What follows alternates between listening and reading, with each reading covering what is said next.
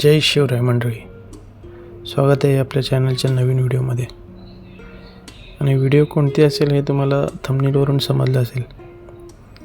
आज आपण आलो आहे नाशिक जिल्ह्यातील एक अशा किल्ल्यावरती, जो किल्ला भले आकाराने छोटा असेल पण त्याचा इतिहास खूप मोठा आहे. किल्ले रामशेज. किल्ले रामशेज हे नाव पडण्याचं कारण खूप जणांना माहिती आहे.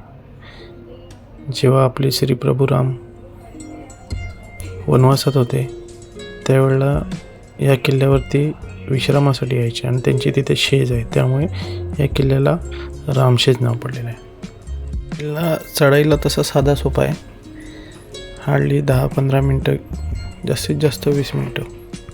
आणि 20 मिनटं चढाई केल्याच्या नंतर आपल्याला प्रथमच लागतं ते श्री प्रभू रामांचं मंदिर. श्री प्रभू रामांचं मंदिर तिथं बांधलेलं आहे, जिथे ते वास्तव्याला राहायचे किंवा विश्राम करायचे गडावरती.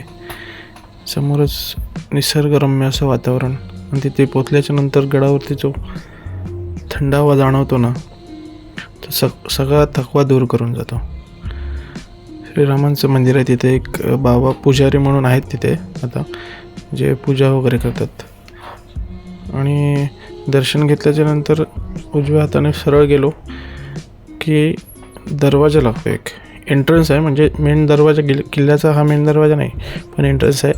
त्याच्यासमोर खाली उतरल्याच्या नंतर नक्की काय हे सांगता येणार नाही, पण अनेक जण म्हणतात की त्याच्या खाली धान्य कोठार आहे, पण ते पाण्याच्या टाक्यासारखं दिसतंय.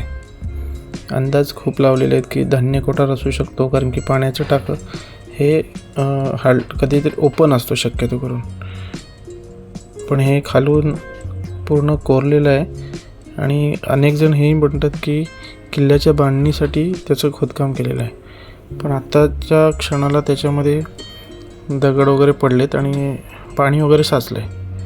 आता नक्की या गोष्टी माहिती नाही की हे कशासाठी वापरलं गेलं आहे, पण जे काम केलं आहे ना ते आपण तिथं जाऊन बघितलं पाहिजे. तेव्हाचं आर्किटेक्चर आहे ना ते खूप वेगळं आहे. ते किल्ल्यावरती खूप ठिकाणी असं बघायला भेटतं की कोणकोणत्या पद्धतीने त्यावेळेला काम केलेलं आहे किल्ल्यावरती. वरती आल्याच्या नंतर डाव्या हाताला आहे ना एक चुन्याचा घाणा दिसतो. तिथे बांधकामासाठी सगळं मिक्सर तयार केलं जायचं.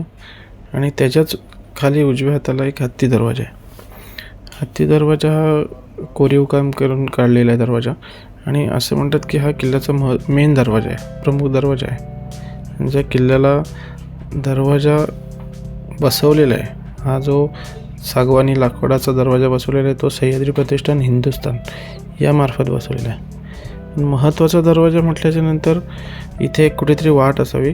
ही वाट जी जाते, पण त्यात आत्ताच्या कंडिशनमध्ये जो माणूस बाहेर पडू शकत नाही अशी वाट आहे. त्यावेळेला अजून काहीतरी असेल, पण ते आता नैसर्गिक याच्यामुळे थोडं दबलं गेलं असेल. ही वाट तिथे खाली उतरायला. आणि याच्या पुढे गेल्याच्या नंतर उजव्या हाताला गणेश कुंड, कारण की छत्रपती शिवाजी महाराजांचा किल्ला बांधण्याचा एक उद्देश कंपल्सरी असायचा की किल्ला बांधल्याच्या नंतर किल्ल्यावरती मुबलक पाणीसाठा असला पाहिजे. त्यामुळे ह्या किल्ल्यावरती पण पाणीसाठा खूप आहे, आणि कमीत कमी 7-8 कुंड, 7-8पेक्षा जास्त पाण्याचे टाके वगैरे आहेत. त्याची खोली सांगता येणार नाही, कारण की पाणी आत्ता पूर्ण भरलेलं आहे त्याच्यामध्ये. इथून कुठे डाव्या हाताला गेल्याच्या नंतर एक बोर्ड लागलेला दिसतो आपल्याला, आणि बऱ्यापैकी बोर्ड सगळ्या ठिकाणी लावलेले आहेत. जे किल्ल्यांचे औषध वगैरे आपल्याला समजून यावेत म्हणून बोर्ड लावलेले आहेत. वरती भवानी मंदिर, किल्लेदारवाडा, आणि खालच्या साईडला उत्तर चौकी चोरखिंड आहे, पण ते आता वाट निसरटी झाल्यामुळे तिथं आपल्याला जायला नाही मिळालं, आणि आपल्याकडे तेवढा वेळ नव्हता, त्यामुळे आपण खाली उतरलो नाही, कारण की ते रिस्की झालं असतं. म्हणून आपण वरती भवानी मंदिर आहे तिकडे जाऊन मंदिरामध्ये दर्शन वगैरे घेतलं.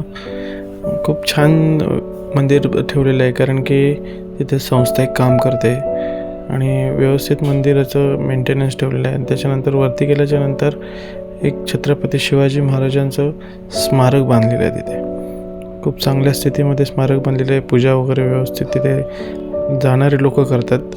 आणि त्याच्यानंतर थोडं वरती गेल्याच्या नंतर एक सुभेदारवाडा, आणि तिथे पाण्याचे टाके आहेत 3 ते 4 पाण्याचे टाके. हे एक आर्किटेक्चर, जुन्या लोकांचं आर्किटेक्चर कुठल्या पद्धतीचं आहे ना, त्यांचं चांगलं उत्तम उदाहरण आहे. ते मी सांगतो तुम्हाला. थोडं वरती गेल्याच्यानंतर ते किल्लेदार होते. किल्ल्याचे किल्लेदार होते, ज्यांनी हा किल्ला 600 मावळ्यांसोबत कमीत कमी 5.5 ते 6 वर्ष लढवला.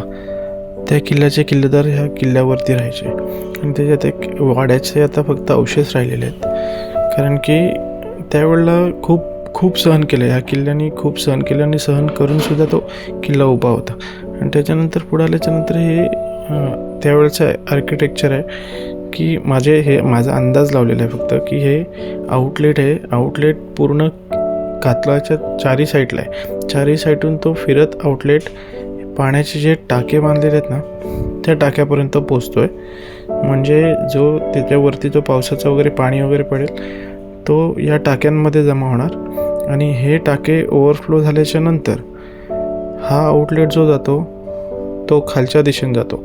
हा पूर्ण उतार आहे, ह्या कातळाला पूर्ण उतार लागलेला आहे आणि तो आउटलेट खालच्या साईडला खालच्या साईडला एक टाका अजून बांधलेला आहे, जो हा पाणी उतरून त्या टाक्यामध्ये जाईल. हे त्यावेळेचं आर्किटेक्चर असू शकतं, हे मी ठामपणे सांगत नाही. कारण की इतिहासच्या 13 आवृत्ती झाल्यात, त्याच्यात बदल होत गेला आहे. त्यामुळे हे मी माझं स्वतःचं सांगतो आहे. या पाण्याच्या नंतर खाली गेल्याच्या नंतर पाण्याला टाक्यामध्ये आजही एवढ्या उंचावरती त्या पाण्याच्या टाक्यामध्ये मासे आहेत. तर हा आहे नाशिक जिल्ह्यातील रामशेज किल्ला, जो मी माझ्या नजरेतून पाहिला. आणि तुम्ही नक्की या, कारण की हे स्वराज्यातील किल्ले आपल्याला नंतर या सुस्थितीत पाहायला मिळतील याची गॅरंटी नाही. जय शिवराय.